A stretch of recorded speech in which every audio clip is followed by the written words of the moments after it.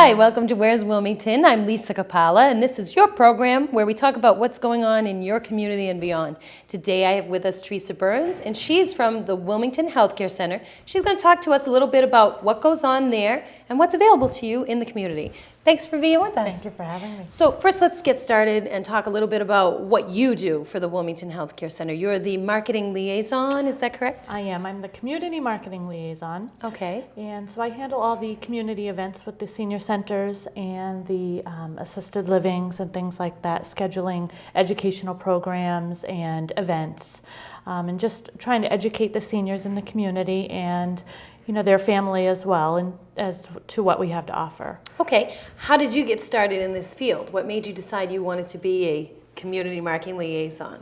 Well, I love working with the elderly, and I love working with people in general. And in my previous role, I found that that's what I enjoyed most about what I was doing, was working with the people and scheduling the events and education and things like that. So I decided to switch gears a little bit and, solely focus in on the community marketing. So that sounds like it was a natural fit for you. It was. Okay, what does a normal day look like for you? You're probably everywhere doing all kinds of things, but let's just give the folks an idea of what you do on a daily basis for Wilmington Healthcare Center. Okay.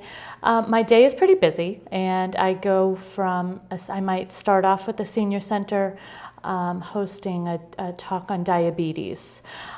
With anywhere from 12 guests to 200 guests, wow, depending on the senior center.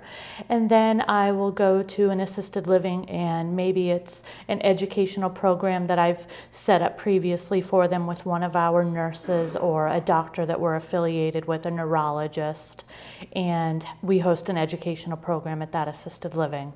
And we do a lot of things with the hospitals, especially Winchester Hospital.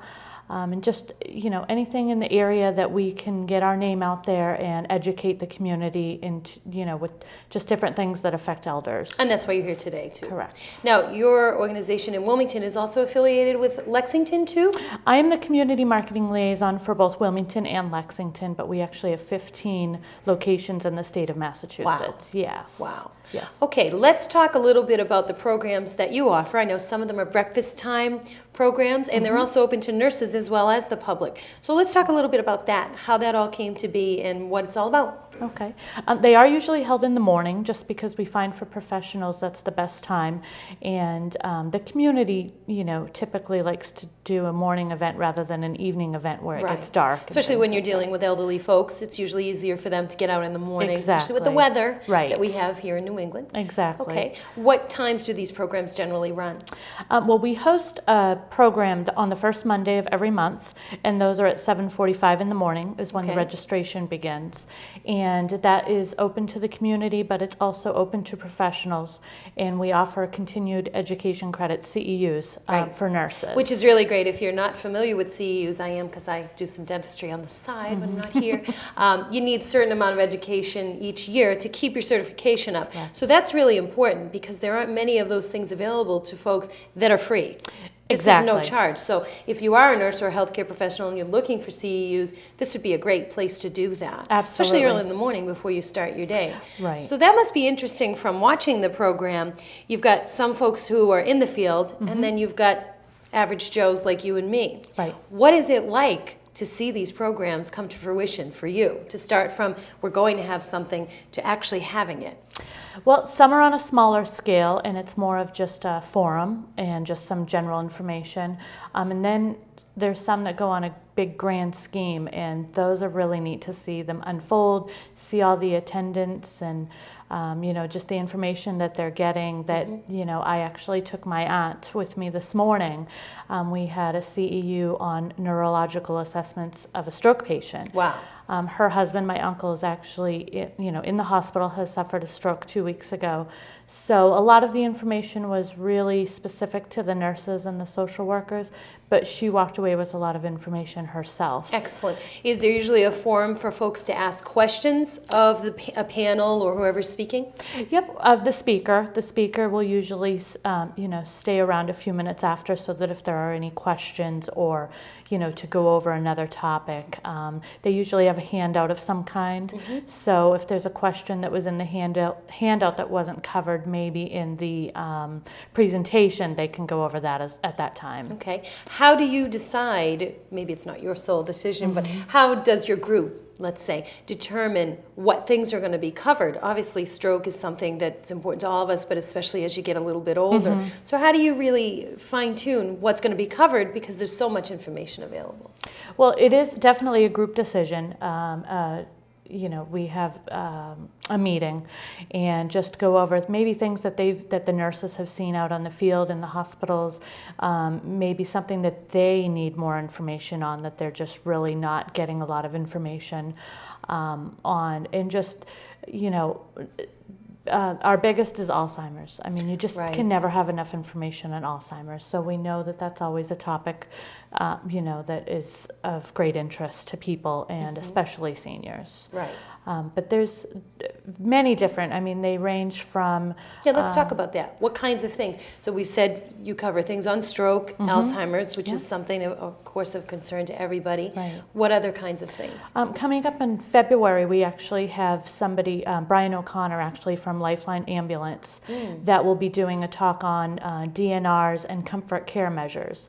So they'll range... DNRs do not resuscitate, Correct. So it's helping people decide what that encompasses, or how what to it make really those means, decisions? and what is a valid DNR, and just some overall comfort care measures. So this would be good, as it's the first of the year, people start getting organized, they want to plan ahead, maybe they start looking at the healthcare piece. What do I really need to do to get all my ducks in a row? Exactly. Okay. How long do most of these meetings, what are you calling them? Presentations. Presentations, Yeah. okay. How long do they usually last? The speaker usually speaks for about 45 minutes, and that's then pretty there's good. usually about a 15-minute time to answer questions. Okay. And there's always a breakfast of some sort Well, that's served. nice. So it's free breakfast. Wow. Free information, free CEUs. So, it's a can't great, lose. yeah. How do you fund these programs? Money just doesn't fall out of the sky. This sounds like a pretty big thing to provide to the community at no charge. So that's pretty good for people to know about, and I bet it's one of the hidden gems of our community, so we want to make sure everybody knows about it. But is your organization self-supporting? It is. It's self-supporting, and it's a lot of our own staff, a lot of our own nurses, our physical therapists, a neurologist that may have just joined our building. So it's different people that we're affiliated with. So that's people that really want to give back to their community and really feel it's valuable as a piece to get out there into the community. Absolutely. Where is your organization located? We are at 750 Woburn Street in Wilmington. Okay. And which is right off of Lowell Street. Oh, okay. Yeah. I know where that is. Now, is that where you usually hold your meetings and your presentations, at the facility, or are they other places too? The monthly ones that we call the monthly Mondays, they're always on Mondays, the first Monday of every month. Those are always held at our building. However, if a building or an organization, a senior center or a council on aging, would like us to come to their location and host one and do a presentation, we would be more than happy to do that, and we do that quite often. You're going to get a lot of calls now that you've that's offered great. that to the community. Absolutely. So you usually house it in your own facility. That makes it easier for you, Right. I imagine. But if somebody does want you to come out, how would we get in touch with you to do that? You can either email me, which is tburns@lexingtonhcc.com, Okay. or my telephone number, which is 617-595-5086.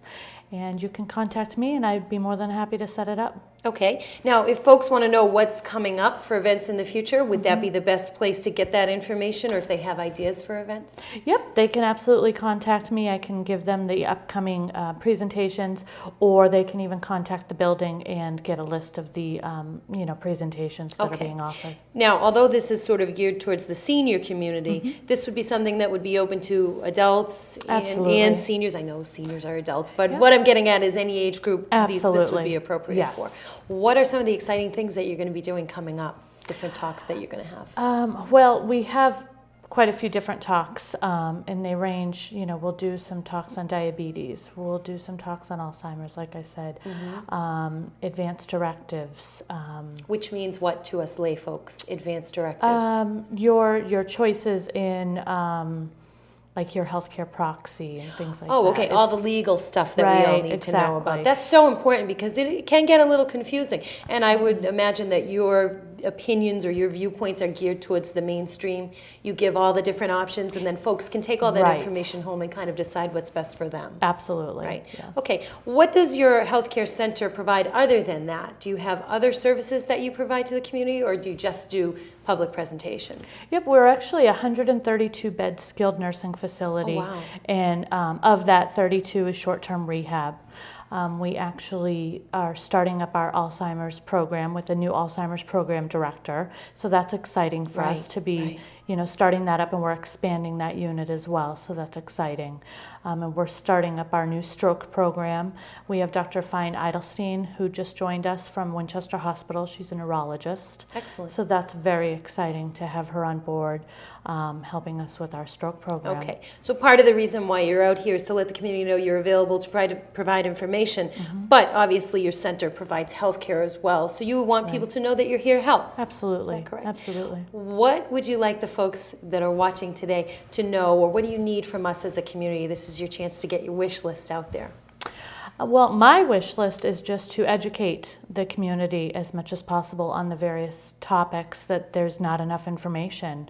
Right. And let's face it, I mean, it's nice to go on the web, but isn't it better if you feel like you have that one-on-one? And you said yourself, the guest speaker usually stays so that you can kind of get the answers to the questions that maybe if you went on the web, you'd be a little bit in the mire. There's so much available. So it must be nice to have that personalized piece, too. It is, and it's a lot more narrow, so it's, you're getting specific information for what you're really looking for, and you may be amongst other people that are dealing with the same issues. So, so the camaraderie aspect too. Exactly. Yes. Excellent. Anything final you'd like to add before we close? I can't believe that happened. It was so fast. Just if you have a chance to come and sit in on one of our presentations, they're wonderful. They're very informative, very educational. And they're usually held on Monday mornings. Yep, the first Monday of every month. What time did you tell me? Registration starts at 7:45, and the presentation usually starts at 8. Excellent. So free breakfast, free information, free CEUs if you're in the field. Right. I don't see how you could go wrong. It's a win-win situation, and it's great information. Excellent. Teresa Burns, thank you for being so with much. us. Make sure you head on down and check out all the information that's available to you. You know, it's good to be able to have information so that you can make a more informed decision, either for your loved ones or for yourself. And you can do that through looking into the information that the Wilmington Healthcare Center's provided. I'm Lisa Capalla. We'll be back with more of Where's Wilmington right after this, so stay tuned.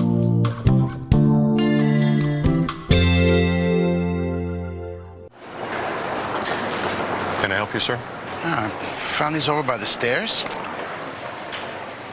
Okay, thank you. What are they? Love handles. Lots of people lose them taking the stairs instead of the escalator.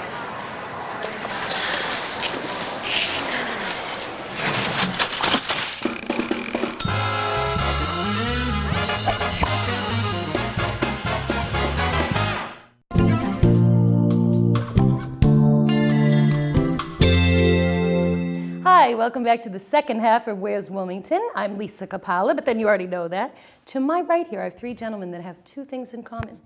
Not that they're diamond miners, they are not fire eaters, although maybe they are. They're actually three brothers who happen to be three attorneys. So next to us we have Stephen, James, and Robert Peterson, and they're all attorneys. Let's start from the beginning here with you and talk about what kind of law you practice, and then we'll move on to the other brothers and go from there. Okay. My specialty is criminal law and personal injury. Excellent. And you? Lisa, my specialty is residential and commercial real estate and local permitting and zoning. Excellent. Nice. Lisa, I have a general practice. I do a lot of personal injury, criminal, but I'm beginning to specialize more in estate planning. Oh, really? Wills and trust, kind of helping the elderly prepare for the future. Excellent. So the obvious question, any of you can take it, is why is it in a family with three brothers you all went into the same field, even though it's a very different avenue each of you has chosen to take? Were your parents lawyers? No, my father was a police officer for 30 years in Wilmington. Okay. Retired in 1990 as a sergeant for Wilmington Police. I'm here because I've always loved the law. Growing up, my favorite television shows were Perry Mason and things like that. So I've always really aspired to be a lawyer. Really? Although I was an accountant for 8 years and went back to school at night and became a lawyer. Okay. Now you're the first of the three brothers that became a lawyer? No, actually Bob. Bob was first. Bob has a few years on Gemini. He can tell you how he got started. So you paved the way for these other two guys to do it. By default. Tell me about what interested you about the law. I was actually a school teacher, an elementary school teacher, and I graduated from Salem State College in 1979. I got a job teaching school in Wilmington, and I got laid off when Proposition 2.5 was implemented in 1981. Right. And of the 109 teachers that got laid off, I was number 107. So the handwriting was on the wall counting? For me. It was me. And although most of my colleagues, all of my colleagues did get their jobs back, for many of them it was between 10 and 15 years before they became tenured teachers. And wow. I just didn't have the patience to wait that long. Right, and who could survive too? Yeah. And you, last but not least? Well, unlike Steve, I always wanted to be a police officer. And I followed my dad in the footsteps, and I was a police officer in Wilmington for 21 year. I don't think my favorite shows were attorney shows. My favorite shows growing up were police shows. Right. And I had the fortune of working with my dad for 10 plus years before he retired. And after a period of time, I realized that although I loved the role of police officer and being a police officer, that my future was as an attorney. Really? That is really fascinating that you would all be so different. I can tell just from speaking to you, and yet you're all having a love for the same type of thing. It's got to go back to your dad and the love of the law and what's right and those kinds of things. I'm sure your mom had some hand in it too. I was going to say, it actually goes back to our parents because they both really instilled some great values in us. I think what we have in common is we like to help people. No matter which aspect of the law we actually work on, the bottom line is we're helping people, and I think we get that from our parents. That's excellent. What do you think is the most important misconception people have about you three being three brother lawyers or three lawyers who are brothers? That we're rich. Let's get that right out in the open, right here and right now. That's true, though. A lot of people do think the legal profession, is very lucrative, and I suppose it can be, but depending on how, I guess, what your specialty is and how the climate goes, right? I mean, definitely. A lot of attorneys are doing real estate now. Do you find that to be true? I think a lot more young attorneys are doing real estate now than ever did it in the mid to late 80s and early 90s when my practice began.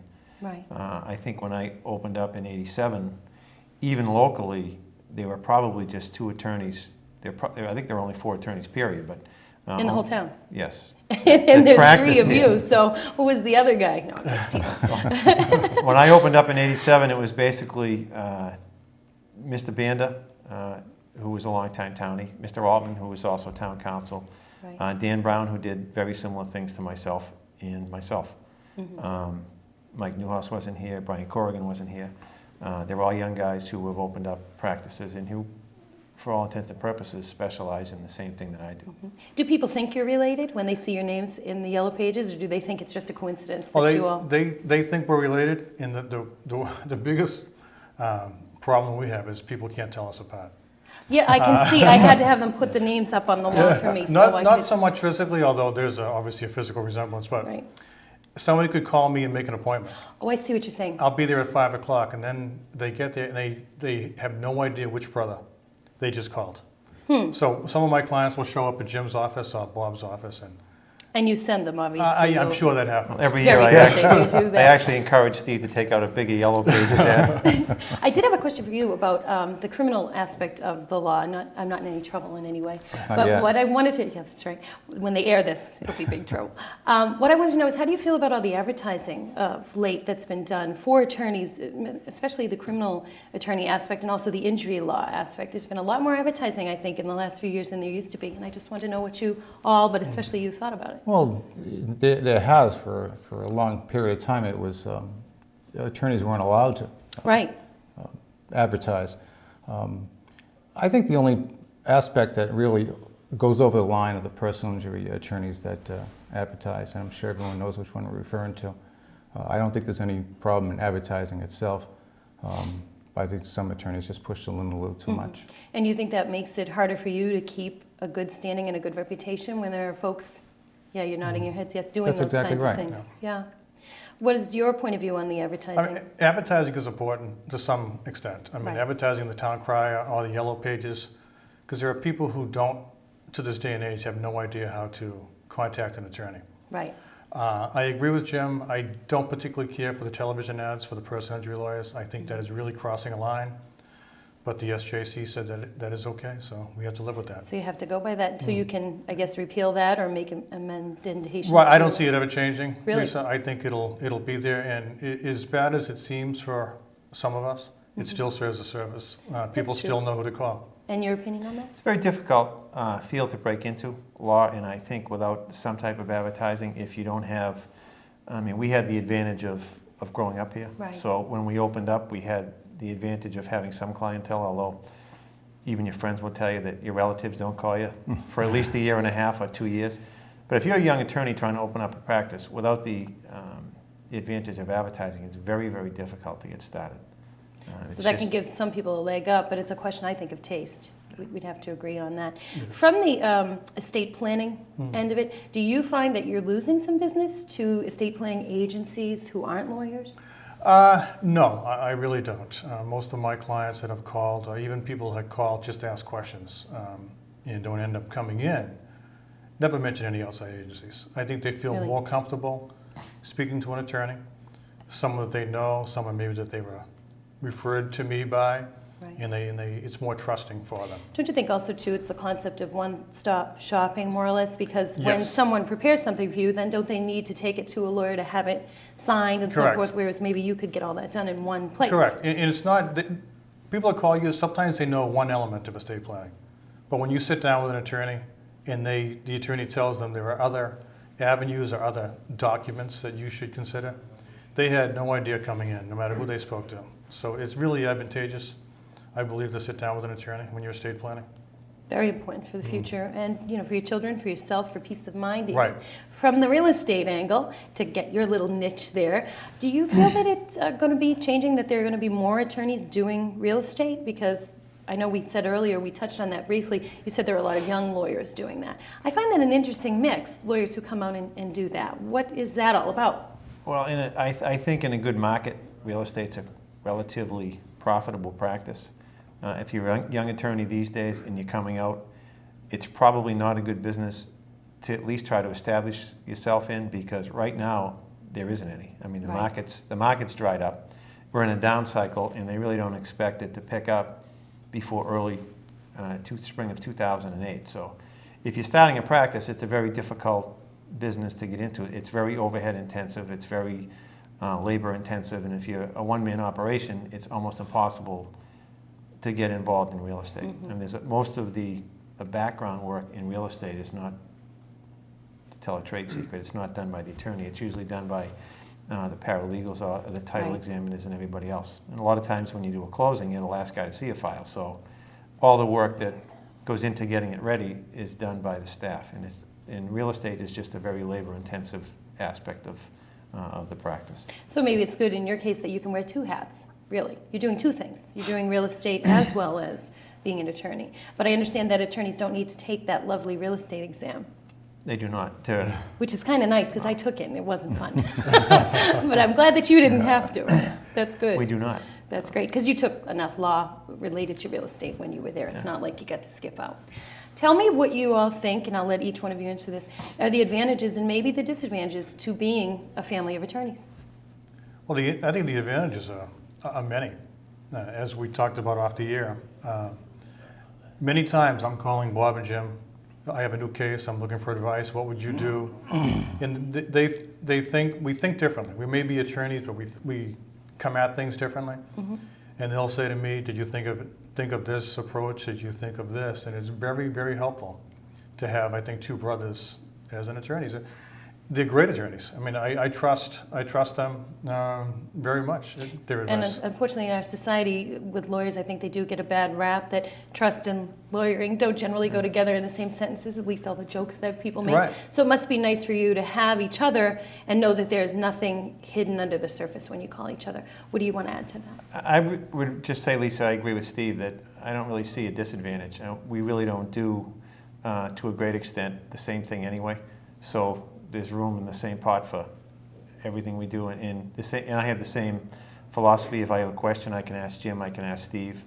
I refer cases to them. I don't do any criminal work or any of that type of stuff. So, and they refer a lot of real estate matters to me. So I don't really see a disadvantage. Period. Excellent.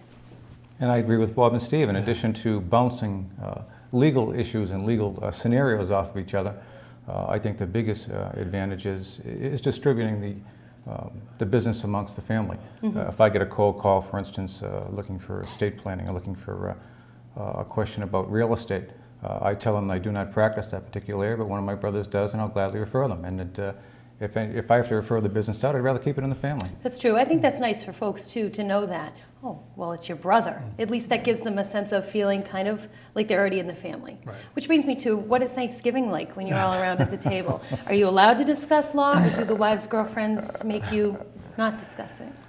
I think for the most part we don't. Really? Yeah, I mean, I'm really surprised to hear that. If there's, and we try to keep it between, I won't say 8 to 5 because the hours are never 8 to 5. Right. We try to keep it between the working hours. I mean, if it's something. So when you guys are out fishing or golfing, you're not lawyering at the same time? Very seldom, Very, actually. Not at all. really, it's really. I am really surprised to hear that. It's something you spend a lot of hours on during the week, and when you have downtime, if you're golfing or whatever. Yes. You've had it. Yeah, That's it enough. really, you have had it.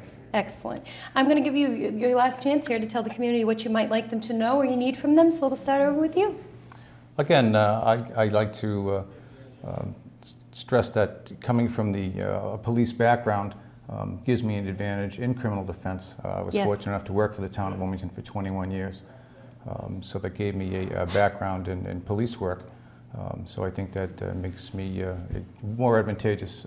Give you the inside track. Exactly. You know, I know what the police should be doing and could be doing and whether they're doing it right. And I enjoy criminal defense very much. Making sure justice is served all over the community. I like that. That's correct.